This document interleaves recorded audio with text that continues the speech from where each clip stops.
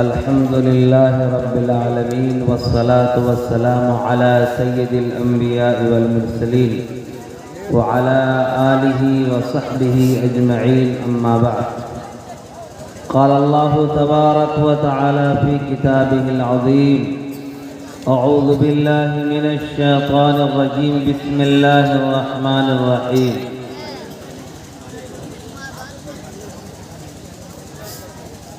اقرأ باسم ربك الذي خلق خلق الإنسان من علق. قال النبي صلى الله عليه وسلم: خيركم من تعلم القرآن وعلمه.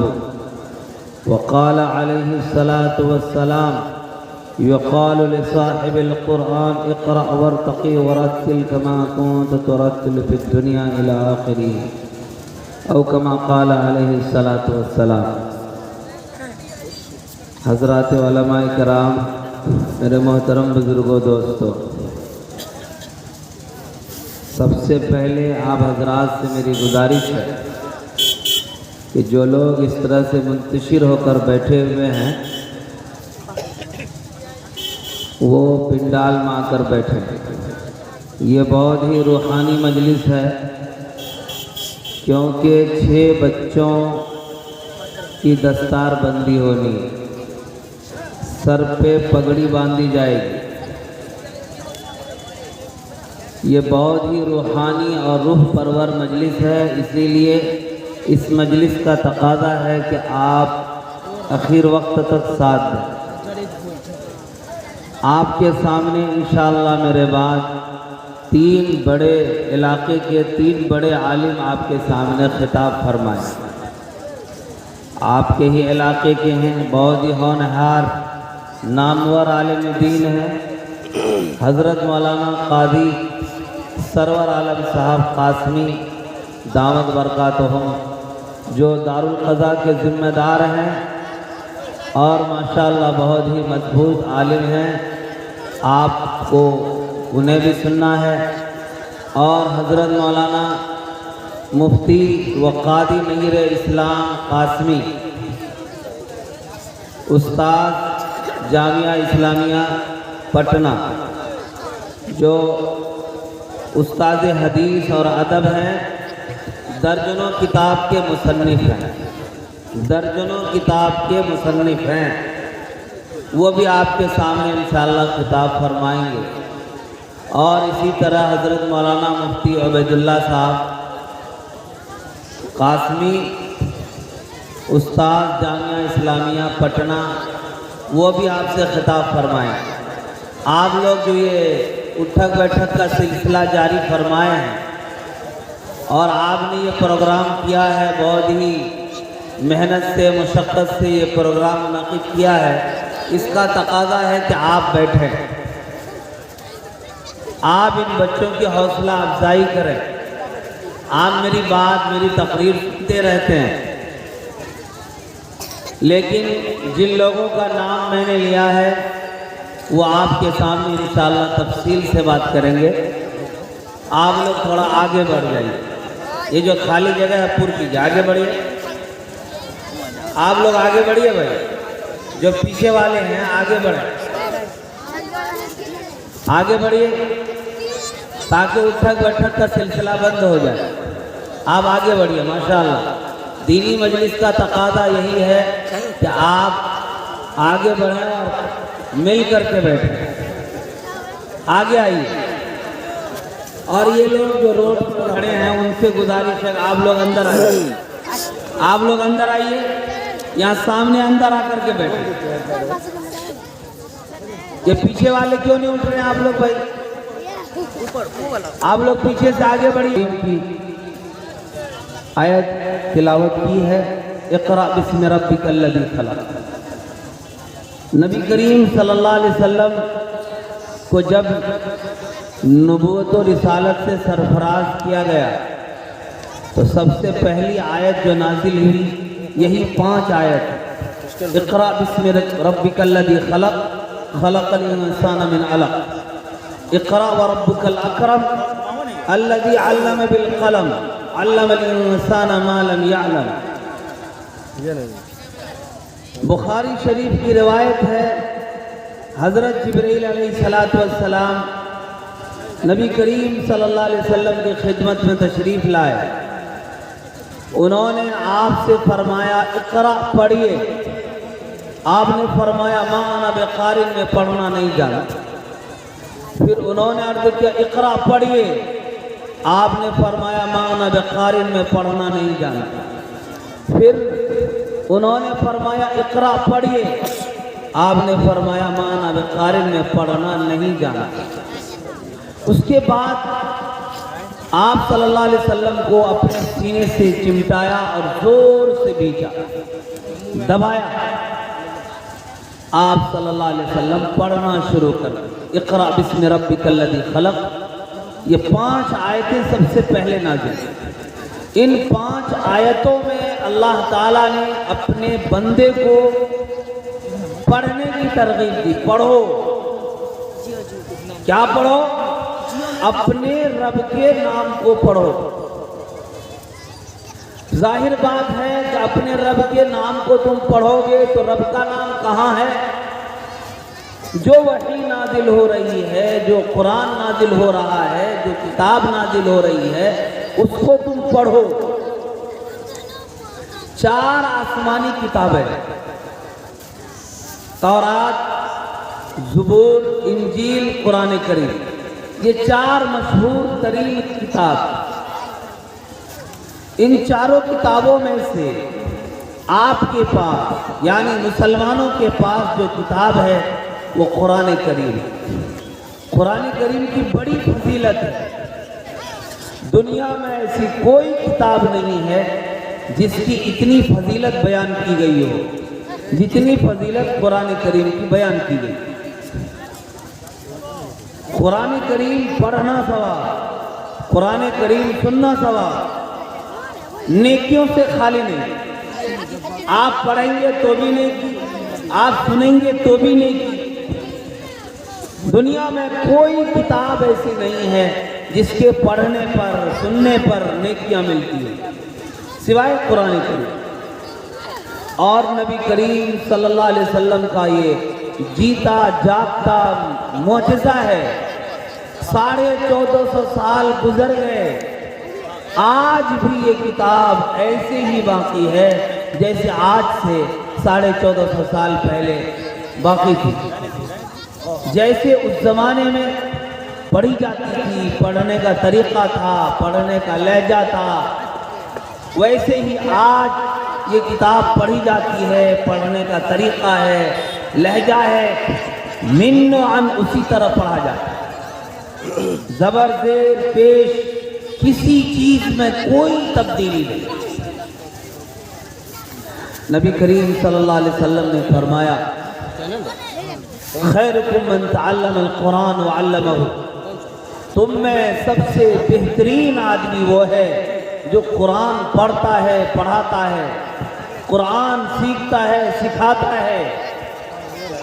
نبی فرماتے ہیں تم میں سب سے بہترین آدمی، روئے زمین پر سب سے بہترین آدمی کون ہے؟ جو قرآن پڑھتا ہے، پڑھاتا ہے، جو قرآن سنتا ہے، سناتا ہے، جو قرآن سیکھتا ہے، سکھاتا ہے. نبی تو یہ فرماتے ہیں کہ قرآن پڑھنے والا، قرآن پڑھانے والا روئے زمین پر سب سے بہترین آدمی. جس کو نبی نے سب سے اچھا آدمی قرار دیا ہو، دنیا والے چاہے ان کو جتنا برا کہہ لے وہ برا نہیں ہو سکتا. قرآن جس کے سینے میں ہے اس کا مقابلہ کوئی نہیں کر سکتا. دنیا کی کوئی تعلیم، کوئی طاقت اس کا مقابلہ نہیں کر سکتی جس کے سینے میں قرآن موجود. کیوں؟ اس لیے کہ نبی کریم صلی اللہ علیہ وسلم نے فرمایا تو تم میں سب سے بہترین آدمی وہ ہے جو قرآن پڑھتا ہے، پڑھاتا ہے. آج دنیا والے کہتے ہیں قرآن پڑھا کے کیا ملے گا، حافظ قرآن بنا کے کیا ہوگا. اگر ہم نے حافظ قرآن بنا دیا تو کسی مسجد کا امام بنے گا یا مؤذن بنے گا، پیسہ تو ملے گا ہی نہیں. تنخواہ تو ملے گی نہیں تو پڑھا کے کیا ملے گا؟ میرے بھائیو یاد رکھو، آپ اگر اپنے بچے کو قرآن پڑھایا آپ نے اور وہ حافظ بن گیا، دو قسم کے لوگ خوش نصیب ہیں، دو قسم کے لوگ خوش نصیب ہیں، اور دو قسم کے لوگوں کے پاس جنت کا ٹکٹ ہے۔ دو قسم کے لوگوں کے پاس جنت کا ٹکٹ ہے دنیا میں۔ بتا دو بھائی کیوں؟ اس لیے کہ دنیا والے جن کو حقیر سمجھتے ہیں ان کی فضیلت کتنی بڑی ہے، ذرا اب غور سے سن لیجیے۔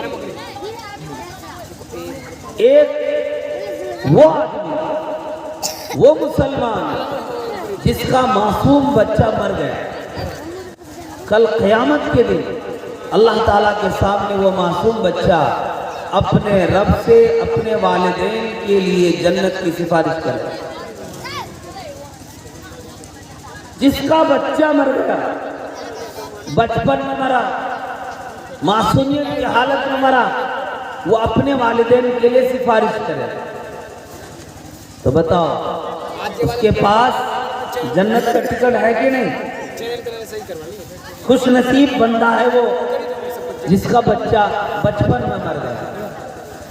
کل قیامت کے دن اللہ تعالیٰ کے سامنے وہ سفارش کرے گا اپنے والدین کے لیے اور اسے جنت تک لے جائے۔ دوسرا وہ شخص جس نے اپنے بچے کو حافظ قرآن بنایا۔ اللہ کے نبی صلی اللہ علیہ وسلم نے فرمایا جس کا بچہ حافظ بن گیا، کل قیامت کے دن اللہ تعالیٰ ان کے والدین کو ایسا تاج پہنائیں گے کہ دنیا والے دیکھ کر رشک کریں گے، کاش ہمیں بھی یہ تاج مل جاتا۔ لوگ پوچھیں گے یہ جو بیٹھے ہوئے ہیں کرسی پر کون لوگ ہیں؟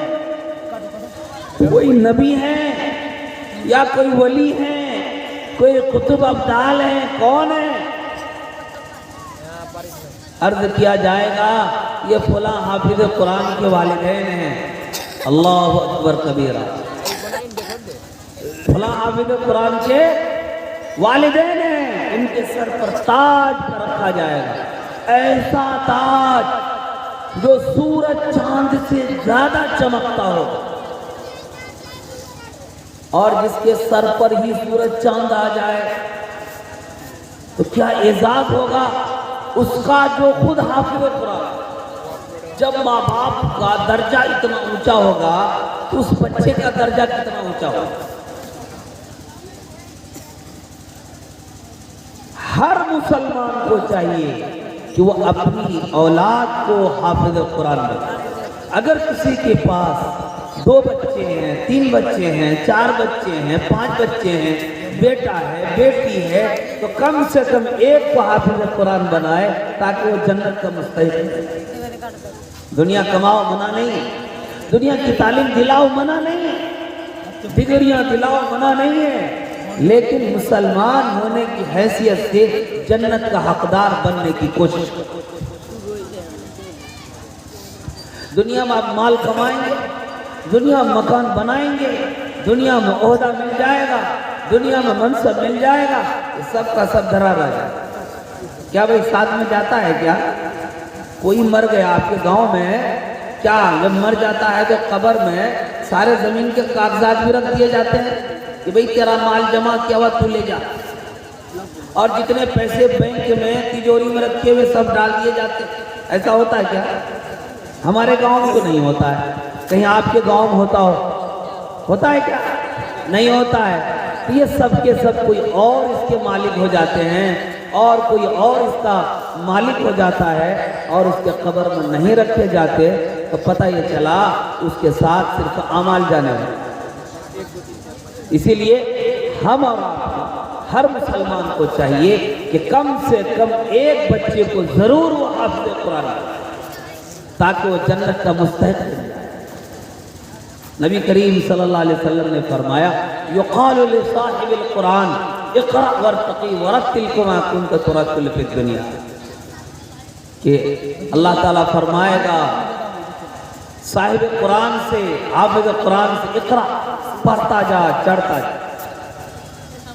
پلسرات کے ایک کنارے پر وہ قرآن شروع کرے گا اور آخری کنارہ پہنچے گا، قرآن پورا ہو جائے گا، جنت پہنچے گا۔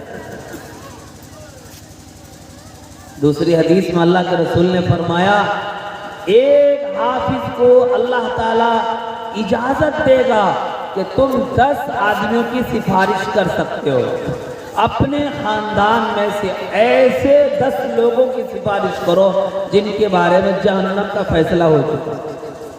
بتائیے، ماں باپ کو بھی جنت لے جانے والا اور اپنے خاندان کے 10 لوگوں کو جنت لے جانے والا۔ تو میرے بھائیوں، یہ دولت کمانا، یہ زمین خریدنا، یہ جائیداد خریدنا، یہ عہدہ حاصل کرنا، یہ منصب حاصل کرنا، یہ ڈگریاں حاصل کرنا، یہ ساری چیزیں دنیا میں رہنے والی ہیں۔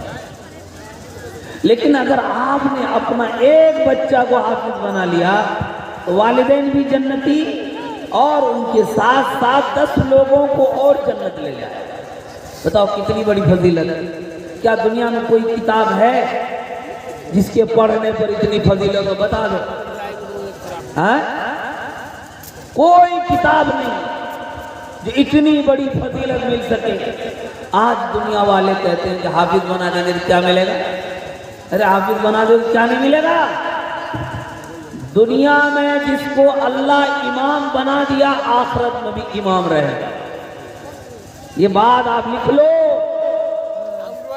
اللہ نے جس کو دنیا میں لوگوں کا امام بنایا ہے، کل آخرت میں بھی وہ امام رہے گا۔ کس کا؟ انہی لوگوں کا امام بنے گا اور ہزاروں لوگوں کو جنت تک لے جائے گا سفارش کر کے۔ اس لیے میرے بھائیوں، آپ اور ہم اگر کہتے ہیں کہ میرا بچہ حافظ بنے گا تو امام بنے گا، کیا ہوگا؟ ارے ان کے پیچھے بڑے بڑے لوگ اٹھک بیٹھک کرتے ہیں، پھر باہر میں آ کے برائی بھی کرتے ہیں۔ اب ایک بات سمجھو،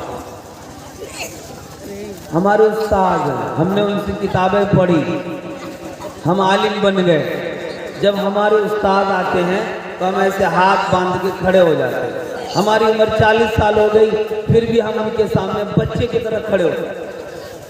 استاد احتراماً ان کے سامنے پلتھی مار کے نہیں بیٹھتے، بلکہ تشہد کی طرح بیٹھتے ہیں کہ بے ادبی نہ ہو جائے۔ اور کوئی بات اگر معلوم نہیں ہو پاتی تو فون کرتے ہیں، حضرت یہ بات کس کتاب میں ملے گی بتائیں۔ حضرت فرماتے ہیں بھائی فلاں کتاب میں دیکھو۔ ہم لوگ اپنے استاد کی اس قدر احترام کرتے ہیں، ادب کرتے ہیں۔ لیکن ہمارے مسلمان بھائی، جس امام کے پیچھے نماز پڑھتے ہو، جس امام سے مسئلہ جانتے ہو، جس امام سے مسئلہ سیکھتے ہو، 5 وقت ان کے پیچھے نماز پڑھتے ہو، پھر انہی کی جا کر کے چوک چوراہے پر برائی کرتے ہو، تو کہاں سے رنگ چڑھے گا؟ نماز چڑھے گا رنگ؟ جس امام کے پیچھے نماز پڑھتے ہو اور اسی سے مسئلہ بھی سیکھ رہے ہو، نماز کا مسئلہ، روزے کا مسئلہ، زکوٰۃ کا مسئلہ، حج کا مسئلہ سیکھنے کے بعد پھر چوک پر چائے پیتے ہو اور اسی امام کی برائی کرتے ہو، تو دین کہاں سے جائے گا؟ بتا دو، آئے گا؟ نہیں آئے گا۔ نمبر 1، حضرت علی نے فرمایا جس نے مجھے ایک مسئلہ سکھا دیا میں اس کا غلام ہوں، وہ چاہے مجھے بیچے چاہے مجھے اپنا خادم بنا لے۔ جو امام آپ کو نماز پڑھاتا ہے وہ حافظ قرآن ہے، عالم دین ہے۔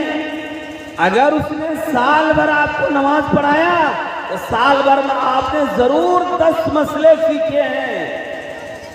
10 مسئلے سیکھے ہیں کہ نہیں سیکھے؟ امام ابو حنیفہ رحمۃ اللہ علیہ سے ایک شخص نے پوچھا کہ امام صاحب کتا جوان کب ہوتا ہے؟ امام صاحب نے کہا بھائی معلوم نہیں مجھے۔ بھنگی جو جھاڑو دیتا تھا اس نے کہا حضرت اگر آپ کی اجازت ہو تو میں جواب دے دوں؟ تو حضرت نے فرمایا جواب دے دو۔ بھنگی نے کہا جب کتا ٹانگ اٹھا کے پیشاب کرتا ہے تو کتا جوان ہو جاتا ہے۔ دوسرے دن جب بھنگی جھاڑو دینے آیا تو امام ابو حنیفہ رحمۃ اللہ علیہ एहतरामन खड़े हो गए। लोगों ने पूछा कि हजरत भंगी को देखकर आप क्यों खड़े हो गए? कहा भंगी से मैंने एक मसला सीखा है, वो मेरा उस्ताद। अब मुझे बताओ मेरे भाई, जिस इमाम के पीछे आप नमाज पढ़ते हो, जिस हाफिज के पीछे तरावी सुनते हो, जिस मौलवी से आप मसला सीखते हो, चौक चौराहे पर उसी की गीबत क्यों? कैसे दिन आएगा? 40 साल से नमाज पढ़ रहे, 30 साल से नमाज पढ़े, नमाज का रंग चढ़ता ही नहीं। क्यों? कभी गौर किया इन बातों पर? कभी गौर नहीं किया। फला मौलवी ऐसा, फला हाफिज ऐसा, फला इमाम ऐसा, फला मस्जिद ऐसा, रात दिन इसी पर गुफ्तगू होती है। चेहरा चाहे उसका काला तर काला हो जाए, उससे फर्क नहीं पड़ता, लेकिन 24 घंटा वो गिबत करते रहता है। उसी इमाम के पीछे नमाज पढ़ते हो, उसी मुअज्जिन के पीछे नमाज पढ़ते हो, उसी हाफिज जी के पीछे तरावी सुनते हो, उसी मौलवी मुफ्ती से तुम जाके मसला पूछते हो, फिर चौक चौराहे पर उसी की गीबत भी करते हो। दीन कहाँ से आ जाए? मेरे भाइयों, जो एहतराम करता है, दीन आता है अदब से, दीन बेअदबी से नहीं आता। 50 साल तक सजदा करते रहो, अल्लाह को फर्क नहीं पड़ता।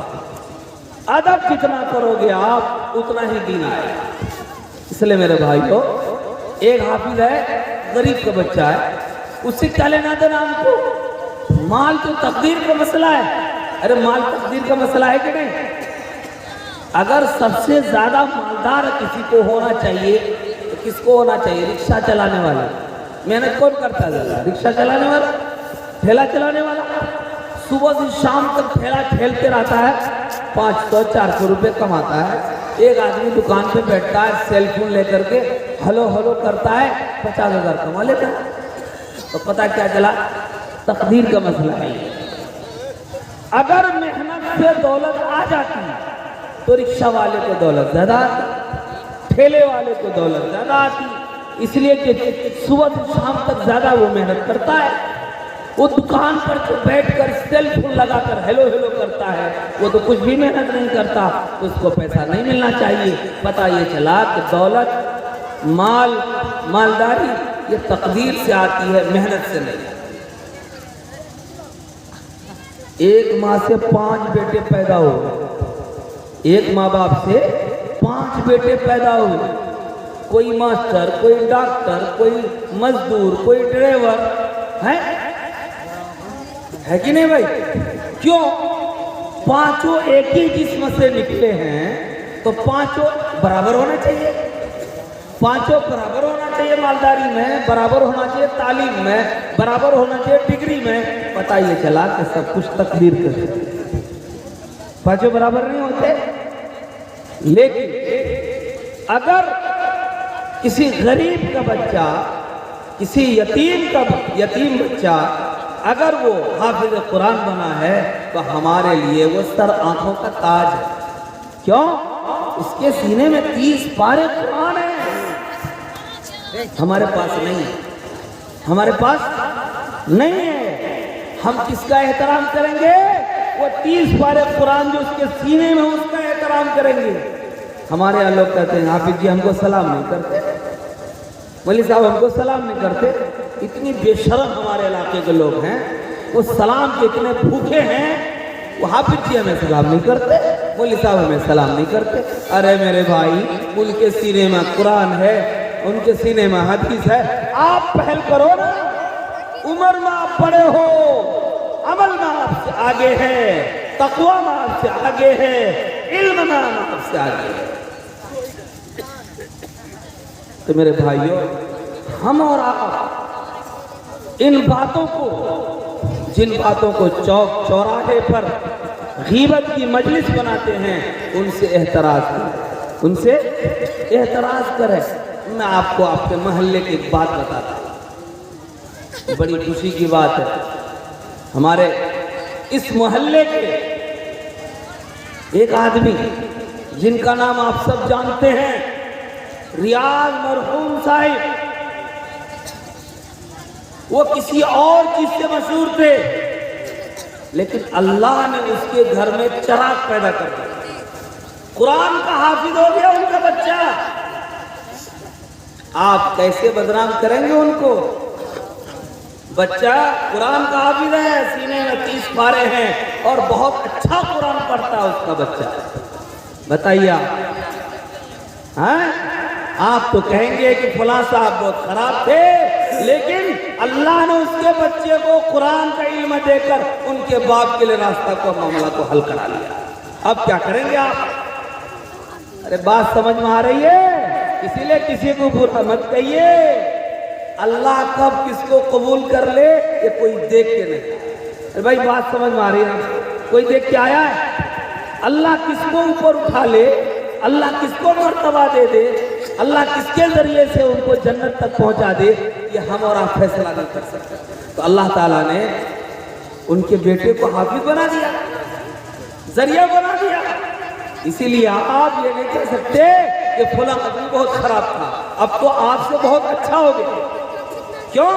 اس لیے اس کا بچہ حافظ قرآن ہو گیا۔ اس لیے میں بار بار اپنی مجلسوں میں کہتا ہوں، چاہے وہ شرابی ہو، جواری ہو، اور بھی کسی غلط کام میں ملوث ہو، آپ اسے جہنمی نہیں کر سکتے، آپ اسے برا نہیں کر سکتے۔ وہ مسلمان ہے، اللہ کس وقت ان کے گھر میں کس کے ذریعے سے جنت کا ذریعہ بنا دے، آپ نہیں کر سکتے، ہم نہیں کر سکتے۔ اس لیے میرے بھائیوں بڑی خوشی ہوتی ہے اس بچے کو جب میں دیکھتا ہوں، جب میں اس کا قرآن سنتا ہوں۔ اس لیے ہر مسلمان کو چاہیے، ہر مسلمان بھائی کو چاہیے کہ اپنے بچے کو حافظ بنائیں گے۔ کون کون بنائیں گے؟ سب بنائیں گے۔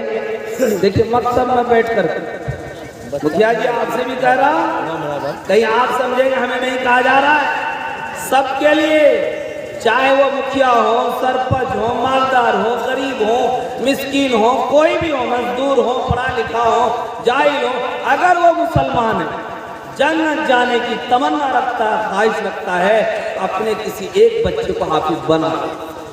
انشاءاللہ آپ بھی جاؤ گے، آپ کے ساتھ ساتھ آپ کے خاندان کے 10 لوگ جائیں گے۔ یہ نبی کا وعدہ ہے، نبی کا فرمان ہے، نبی کا فرمان ہے۔ تو گویا کہ کتنے لوگ ہو گئے؟ 10 لوگوں کو وہ لے جائے گا، ماں باپ کو لے جائے گا، خود ان کو انعام ملے گا۔ 13 لوگ ہو گئے۔ کتنے ہو گئے؟ 13 لوگ ہو گئے۔ بتائیے آپ کیسے آپ انہیں برا کہیں گے؟ وہ الگ بات ہے پیسہ کم کماتا ہے آپ سے، الگ بات ہے کہ ان کے پاس دولت نہیں ہے، لیکن ان کے پاس جو دولت ہے وہ نہ کوئی چوری کر سکتا ہے، نہ کوئی جلا سکتا ہے، نہ کوئی لوٹ سکتا ہے، نہ کوئی کچھ کر سکتا ہے۔ وہ ایسی دولت ہے، وہ ہمیشہ ہمیشہ اس کے سینے میں ہے، اور جب مرے گا وہ دولت اس کے ساتھ چلی جائے گی۔ اس لیے میرے بھائیوں ہر آدمی کو چاہیے کہ وہ اپنی اولاد کو حافظ قرآن بنائے۔ ہمارے ایک دوست تھے بلند شہر کے، سن کر کے آپ کو بڑی خوشی ہوگی، 4 بھائی، چاروں بھائی حافظ قرآن، چاروں بھائی کی بیوی حافظ قرآن، ماں باپ بھی حافظ قرآن، ان کے سارے بچے حافظ قرآن۔ اب بتاؤ اس گھر کا کیا کہنا؟ اگر آپ کا سب بچہ حافظ قرآن ہو جائے، اور حافظ قرآن کے بعد اگر آپ کوئی اور تعلیم دلانا چاہتے ہیں، انگریزی تعلیم دلانا چاہتے ہیں، انجینئر بنانا چاہتے ہیں، ڈاکٹر بنانا چاہتے ہیں، جو آپ کو وسعت ہے بنائیں، منع نہیں ہے۔ وہ بچہ جس ماحول میں بھی جائے گا اپنے اسلام، اپنے ایمان، اپنے دین کے ساتھ مضبوطی کے ساتھ کھڑا رہے گا۔ اگر وہ کسی یونیورسٹی میں پڑھے گا تو وہاں بھی اپنے دوستوں کے بیچ میں تراویح سنائے گا، نہیں سنائے گا، اور ان کے کلاس ساتھیوں کو خوشی ہوگی میرا ساتھی حافظ قرآن ہے، اور رمضان میں تراویح ہم لوگ کو جائے گا۔ بتاؤ اس ماحول میں میں ایک مرتبہ دہلی جا رہا تھا، دیوبند جا رہا تھا، کوئی 1998-99 کی بات ہے، تو کٹیہار میں ایک لڑکا ملا، اس نے جے این یو کا ایک واقعہ سنایا کہ ایک مولوی صاحب جے این یو آئے پڑھنے کے لیے، تو وہ بہت ہی نیک صالح تھے، فجر کی نماز وقت پر پڑھنا اور تمام دوستوں کو جگانا ان کا کام تھا، اور ہر جمعرات کو مرکز نظام الدین وہ جاتے، وہاں سے جا کر کے گشت کر کے آتے۔ تو مولانا آپ کو بتاؤں کہ بڑے بڑے مالدار گھرانے کی لڑکیاں کوشش کرتی کہ کم سے کم ایک لفظ ہم سے بول لے، بات کر لے، لیکن کسی کی طرف نگاہ اٹھا کے دیکھتا ہی نہیں وہ اللہ۔ ارب پتی کھرب پتی کی بچیاں مسلم، ایک مرتبہ کچھ بچیوں نے ان کو گھیر لیا اور پوچھا کیا بات ہے، ہم لوگ چاہتے ہیں کہ آپ لفٹ دیں اور آپ لفٹ دینے کے لیے تیار نہیں ہوتے ہیں۔ کہا دیکھو جب تک میری شادی نہیں ہوئی میری محبت اللہ کے ساتھ ہے اور والدین کے ساتھ، لہذا میں اس محبت کو تقسیم کرنا نہیں چاہتا، میں اس محبت کو تقسیم کرنا نہیں چاہتا۔ جب میری شادی ہو جائے گی تو پھر میری محبت ادھر چلی جائے گی۔ میرے بھائیوں، جب آپ کا بچہ حافظ قرآن بنے گا، عالم دین بنے گا، آپ اگر کسی یونیورسٹی میں پڑھائیں گے، کسی کالج میں پڑھائیں گے، انشاءاللہ آپ کا نام وہاں بھی روشن ہوگا، وہاں بھی وہ اپنے دین کے ساتھ، ایمان کے ساتھ، مضبوطی کے ساتھ کھڑا ہے۔ تو میرے بھائیوں، حافظ قرآن کی بڑی فضیلت ہے۔ آپ یہ مت دیکھیے کیا کمائے گا، آپ مجھے بتا دیجئے اس لاک ڈاؤن میں پورے علاقے میں بے شمار حافظ قرآن عالم دین ہیں، زر کھایا کسی نے کیا؟ پھانسی لے لیا؟ مر گئے؟ نہیں، فاقہ رہیں گے لیکن وہ کام نہیں کریں گے جس سے اللہ ناراض ہو جائے۔ میرے بھائیوں، اللہ اس کو بھوکا نہیں مارے گا۔ کیوں؟ اللہ نے فرمایا ان اللہ یرفع بہذا الکتاب اقواما ویضع بہ آخرین، بے شک اللہ تعالیٰ اس کتاب کے ذریعے سے بعض لوگوں کو اوپر اٹھا دیتا ہے، بعض لوگوں کو پستی کی طرف دھکیل دیتا ہے۔ اب میں آپ کو بتاتا ہوں، آپ کا بچہ، آپ کا بھائی، آپ کا بھتیجا اگر وہ حافظ بن گیا، بیٹھو، اٹھا بیٹھو، سب بیٹھو، ادھر بچہ بھگا دے، بھگا ہو،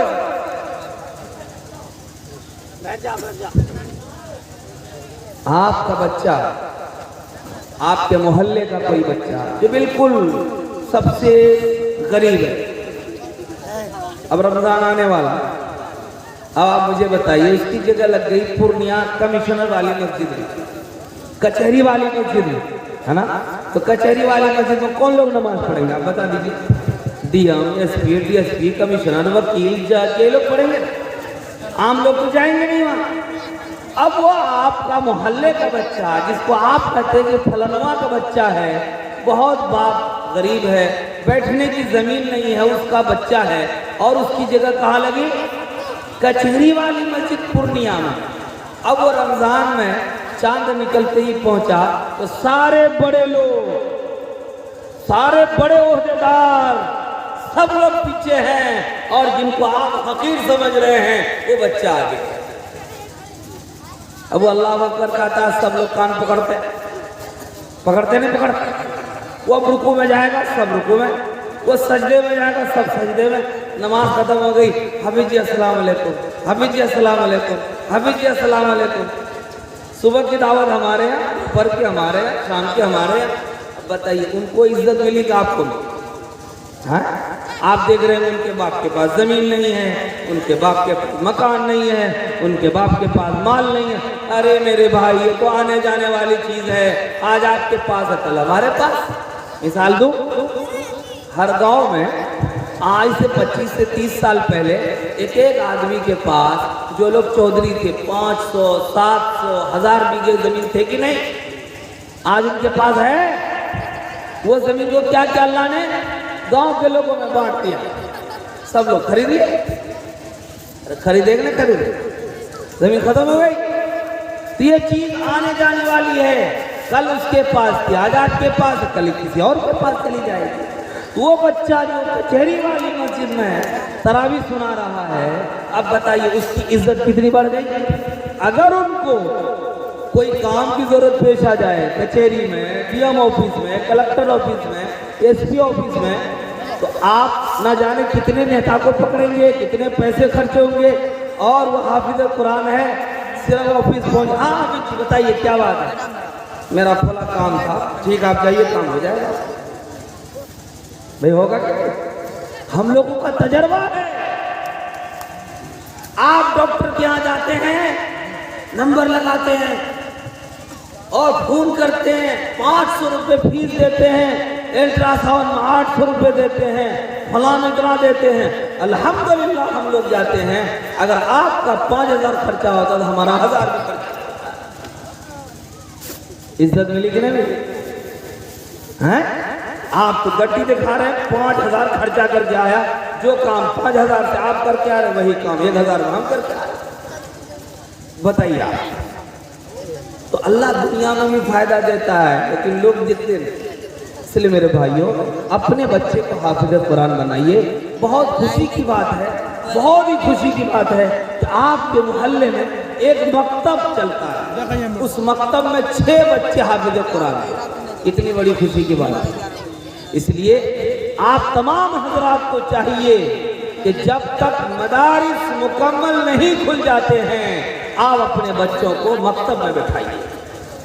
اگر آپ جنت کا ٹکٹ لینا چاہتے ہیں, آخرت کی بھلائی چاہتے ہیں, اپنے پیٹ کے خوراک کو کم کریے, اپنے جیب کے خرچے کو کم کریے اور اپنی نسل کو بنانے میں لگ جائیے. یہ بلڈنگ, یہ مکان, یہ زمین, یہ جائیداد, یہ سب میں دماغ مت لگائیے اتنا. وہ آیا ہے اپنی تقدیر لے کے آیا ہے, ضرور وہ خرید لے گا. آپ اس کے پیچھے کیوں پڑے ہیں؟ آپ اس کے پیچھے کیوں پڑے ہوئے ہیں؟ میں خرید لوں گا, میں بنا دوں گا, وہ خوشحال ہو جائے گا, اچھی زندگی گزارے گا. آپ نے ٹھیکا لے رکھا اس کا. آپ ٹھیکا لیے ہیں کہ آپ اس کو اچھی زندگی بنانے کے لیے اچھی تعلیم دیجیے. یہ آپ کی ذمہ داری ہے, اور دولت اکٹھی کر کے دینا یہ آپ کی ذمہ داری نہیں ہے. اس کی تقدیر کا مسئلہ ہے. کیا ہے؟ اس کی تقدیر کا مسئلہ ہے, آپ کا مسئلہ نہیں ہے.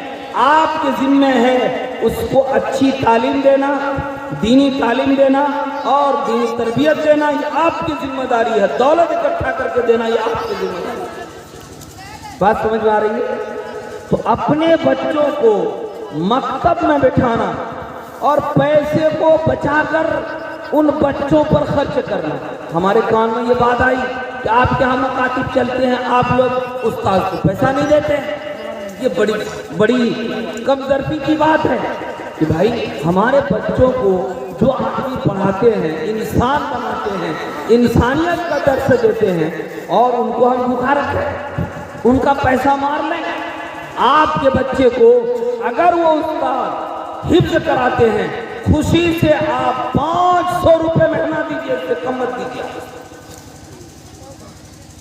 اس سے کم مت دیجیے. دنیا میں سب سے زیادہ مشقت والا کام ہے بچوں کو پڑھانا. روپا کرنا کوئی مشکل کام نہیں ہے. آپ بھی چلیے کھیت, ہم بھی چلیں گے, دونوں آدمی مقابلہ کرتے ہیں. آپ 2 لائن روپیں گے تو انشاءاللہ 1 لائن ہم بھی روپیں کر دیں گے. لیکن پڑھانے کا جہاں مسئلہ آئے گا آپ سے کچھ نہیں ہونے والا. وہ حافظ جی, وہ استاد بچے کو کہتا ہے بھائی پڑھو الف, تو وہ بولتا ہے الف. 1 بار نہیں 10 بار, 10 بار نہیں 20 بار, 50 بار اس بچے کو پڑھاتا ہے, یہاں تک کہ زبان پر الف چڑھوا دیتا ہے, الف سے یا تک چڑھوا دیتا ہے. پھر کچھ دن بعد نورانی قاعدہ پورا کروا دیتا ہے, کچھ دن بعد اما پارا پورا ہو جاتا ہے, پھر کچھ دن بعد قرآن پورا ہو جاتا ہے. اب بتائیے کتنی محنت کرتا ہے اس کے پیچھے. آپ 200 روپے دینے کے لیے تیار نہیں, آپ 500 روپے خرچ کر, وہ بھی آپ اپنی اولاد کے پیچھے نہیں خرچ کرنا چاہتے. آپ کے جسم کا ٹکڑا ہے, اولاد کہاں سے آئی؟ ارے اولاد کہاں سے آئی؟ باپ سے. باپ کے صلب سے نکل کر کے بچے آئے ہیں, اور آپ اپنے لخت جگر کے پیچھے خرچہ کرنے کے لیے تیار نہیں. بعض لوگ کہتے ہیں بچہ ہے پڑھ لے گا, ایسے ہی پڑھ لے گا, اس کے پیچھے پیسہ خرچہ کرنے سے کیا ہوگا؟ عجیب بات ہے بھائی. آپ مالدار بھی بننا چاہتے ہیں, آپ ٹھیکیدار بھی بننا چاہتے ہیں, آپ چودھری بھی بننا چاہتے ہیں, اور بچے کے پیچھے پیسہ خرچہ کرنے کی باری آئے بھئی ایسے پڑھ لے گا, ایسے نہیں پڑھے گا. اس کے پیچھے پیسہ خرچہ کیجئے, پیسہ کو بچائیے, بچانے کا طریقہ اپنائیے تاکہ بچہ آپ کا آگے بڑھے, حافظ قرآن بنے، آگے اور پڑھائیے، عالم دین بنائیے، مفتی بنائیے۔ اگر آپ کے پاس وسعت ہے تو کسی یونیورسٹی میں پڑھائیے، کسی کالج میں پڑھائیے، ڈاکٹر بنائیے، انجینئر بنائیے، اور بھی ڈگریاں دلائیے تاکہ بڑے عہدے پر، بڑے منصب پر چلا جائے۔ اس لیے میرے بھائیوں، مسلمان پتہ نہیں کب بیدار ہوں گے، مجھے تو سمجھ میں نہیں۔ سمجھاتے سمجھاتے تو ہم لوگ تھک جا رہے ہیں، لیکن بہرحال چھوڑیں گے نہیں آپ کو۔ آپ جو سوچیں گے کہ مولانا لوگ چھوڑ دیں گے، نہیں، ہم کہتے کہتے چلے جائیں گے، میرا بیٹا تیار ہو جائے گا کہنے کے لیے، پھر وہ کہتے کہتے چلا جائے گا، اس کا بچہ تیار ہوگا، لیکن کہاں جائے گا؟ چھوڑا نہیں جائے گا۔ کہیں لوگ سمجھے کہ چھوڑ دیا جائے، مجھ سے لوگ کہتے ہیں کر دو بس پوری کر دو، آئیں گے بولے آگے۔ ہاں، تو اب یہ بتائیے مجھے کہ یہ بچے جو آپ کے ہمارے ہیں، اب یہ سوچیں آپ کہ یہ لوگ کہنے کے لیے چھوڑ دیں، چھوڑا نہیں جائے گا۔ مجھ سے کچھ لوگوں نے کہا کہ آپ بھی تقریر کر رہے ہیں جمعہ میں، ہر موضوع پر کرتے ہیں، لوگ مان کر رہے ہیں۔ میں کہا دیکھو بھائی، میرا کام ہے پیغام پہنچانا، میرا کام یہ نہیں ہے بہت آوازیں منوانا، میری ذمہ داری منوانا نہیں ہے، میری ذمہ داری ہے صحیح صحیح پیغام لوگوں تک پہنچا دینا۔ آپ عمل کرو یا نہ کرو، کل قیامت کے دن جب رجسٹر کھلے گا تو اللہ تعالیٰ خود سب کے سامنے دکھلا دیں گے کہ دیکھو تمہیں ہر بات بتائی گئی تھی، کوئی بات اس لیے ہم لوگ چھوڑ نہیں رہے ہیں، ہر بات بالکل امانت داری کے ساتھ اور خیر خواہانہ طور پر، مخلصانہ طور پر اپنے مسلمان بھائیوں تک پہنچانے کی کوشش کرتے ہیں۔ ایک بار نہیں، 100 بار اگر بولنا پڑے تو بولتا رہو، چھوڑو گے نہیں۔ اس لیے میرے بھائیوں، آپ لوگ آج ارادہ کیجئے کہ اس روح پرور مجلس میں اور اس روحانی پروگرام میں جو ابھی دستار بندی ہونے والی ہے، انشاءاللہ ہم سب اپنے بچوں کو ضرور حافظ قرآن بنائیں گے انشاءاللہ۔ کون کون بنائے گا؟ سب لوگ بنائیں گے، کم سے کم ایک بچے کو بنانا، کم سے کم ایک بچے کو بنانا، چاہے وہ آپ کے گھر میں بچہ ہو یا بچی ہو۔ بہت سارے لوگ وہ ہوں گے جن کے پاس صرف بیٹا ہے، بہت سارے لوگ وہ ہوں گے جن کے پاس دونوں ہیں، بیٹا بیٹی دونوں ہیں، بہت سارے لوگ وہ ہیں جن کے پاس صرف بیٹیاں ہیں۔ آپ بیٹیوں کو حافظ بنا دو۔ ہمارے دوست مفتی نیر اسلام صاحب دامت برکاتہم، ان کی بچی ہے 8-9 سال کی، حافظ قرآن، شاندار قرآن پڑھتی ہے۔ میرے بھائیوں، اس لیے کہ بچی اگر پڑھ لکھ لے گی تو یہ خاندان پڑھا لکھا ہوگا، ایک فرد پڑھے گا تو یہ خاندان نہیں ہوگا۔ ہم اگر پڑھیں تو ہم تک محدود ہے، لیکن ایک بچی اگر پڑھی لکھی بن گئی تو پورا خاندان، پورا گھر پڑھا لکھا ہوگا۔ میرے بھائیوں، آپ اپنے ذہن کو صاف کرو، کھولو، اور یہ بند دروازہ اس کو کھولو اپنے بچی کے کہیں، ان کو بھی حافظ قرآن بنا۔ اگر آپ کے پاس اللہ نے بچی دی ہے، بچہ نہیں دیا، اسی کو بناؤ، وہی سرمایہ آخرت ہوگا، وہی ذخیرہ آخرت ہوگا۔ انشاءاللہ کریں گے، سارے لوگ کریں گے۔ اور آپ کے محلے میں، آپ کے گاؤں میں، چاہے وہ جس کا بھی بچہ ہو، اگر وہ حافظ قرآن بنا ہے، عالم دین بنا ہے، آپ کی، ہماری تمام مسلمان بھائیوں بہنوں کی ذمہ داری ہے کہ ہم اس کی عزت کریں، احترام کریں، اور اس کی توہین نہ کریں، چوک چوراہے پر غیبت اس کے خلاف نہ کریں، چغل خوری نہ کریں۔ انسان غلطی ہو سکتی ہے، بھائی فرشتے تو نہیں، حافظ جی بن گئے فرشتہ ہو گئے کیا؟ عالم صاحب بن گئے فرشتہ ہو گئے کیا؟ وہ تو انسان ہی ہے نا، غلطی تو ہو سکتی ہے۔ اگر غلطی ہو رہی ہے اس کا مطلب یہ نہیں ہے کہ چوک چوراہے پر بیٹھ کر اسے ننگا کیا جائے، لوگوں کے سامنے اسے بدنام کیا جائے، لوگوں کے سامنے اسے چرچا میں لایا جائے، نہیں، بلکہ اگر آپ مخلص ہیں تو بند روم میں بٹھا کر آپ اسے کہیے کہ حافظ جی فلاں بات ہم نے سنی تھی، اگر وہ بات صحیح ہے تو اس سے باز آنا چاہیے۔ اگر آپ سے نہیں ہو پاتا ہے تو آپ ان کو استاذ کو کہیے، اگر استاذ نہیں ہے، اگر اس علاقے میں کوئی عالم ان سے بڑا ہے، ان کے کان میں ڈالیے کہ ذرا ان کو آپ اپنے حساب سے بتا دیجئے. لیکن اگر آپ نے ان کی غیبت کی، چغلخوری کی، برائی کی، یاد رکھیے 7 نسل میں آپ کے خاندان میں کوئی عالم حافظ تیار نہیں ہوگا. یا پتھر پر لکھ لیجئے، یہ پتھر پر لکھ لیجئے. اگر آپ نے کسی عالم کی، کسی حافظ کی، کسی عالم دین کی اگر آپ نے برائی کی، غیبت کی، 7 نسلوں تک آپ کے گھر میں کوئی تیار نہیں ہوگا. اگر آپ نے محبت کی، آپ محبت کی نگاہ سے دیکھیں گے، عزت کریں گے، تو انشاءاللہ آپ کے خاندان میں، آپ کے گھر میں ایسا چراغ پیدا کرے گا کہ پوری دنیا اس کو جھک کر سلام کرے گی. آج ہم لوگ کہیں گئے تھے، پتہ ہے نا آپ لوگوں کو، مولانا سید حضرت مولانا سید ولی رحمانی صاحب رحمت اللہ علیہ ہو گئے. ان کے جنازے میں گئے تھے، کئی لاکھ مسلمان شریک ہوئے. میرے بھائیوں، اب مجھے بتاؤ آپ لوگ کہ ایک عالم کی شان دیکھو. جو انسان دنیا میں امیر شریعت ہے، انشاءاللہ آخرت میں اللہ کی عدالت میں بھی امیر شریعت ہے. شریعت کے امیر وہاں بھی ہوں گے وہ. اس لیے میرے بھائیوں، اپنی اولاد اس قابل بنا دو جس کرسی پر بیٹھنے والی بن جائے. آج میں آپ کے سامنے تقریر کر رہا ہوں، بول رہا ہوں کرسی پر بیٹھ کر، مسجد کے ممبر پر بیٹھ کر، لاکھوں کے مجمع میں. آپ میں سے بہت سارے لوگوں کے دلوں میں یہ بات پیدا ہوتی ہوگی، کاش میرا بھائی بھی بن جاتا، کاش میرا بیٹا بھی بن جاتا، تو لوگوں کو سمجھاتا، ایسے ہی کرسی پر بیٹھ کر جلوہ افروز ہوتا. میرے بھائیوں، وقت گیا نہیں. آپ کے پاس بیٹا اگر چھوٹا نہیں ہے تو آپ کے پاس نواسا ہے، آپ کے پاس پوتا ہے، آپ کے پاس بھتیجا ہے، آپ کے پاس آپ کے پڑوس کے بچے ہیں. آپ ان کو لے لو، پڑھا کر کے اس قابل بنا دو کہ کرسی پر بیٹھنے والا. اس لیے ہمارے اسلام میں کسی کے لیے خاص نہیں ہے کہ فلاں ہی خاندان کا آدمی عالم بنے گا، فلاں ہی برادری کا آدمی حافظ بنے گا. نہیں، جو چاہے بن لو اور اس کرسی کا مالک بن جاؤ. بنیں گے انشاءاللہ، بنائیں گے اپنے بچوں کو، بنائیں گے. ابھی اور 3 لوگ خطاب کریں گے، دستار بندی ہوگی. ہم نے بات بہت لمبی کر دی. دعا کیجیے اللہ تعالیٰ ان باتوں پر ہم سب کو عمل کی توفیق عطا فرمائے. وآخر دعوانا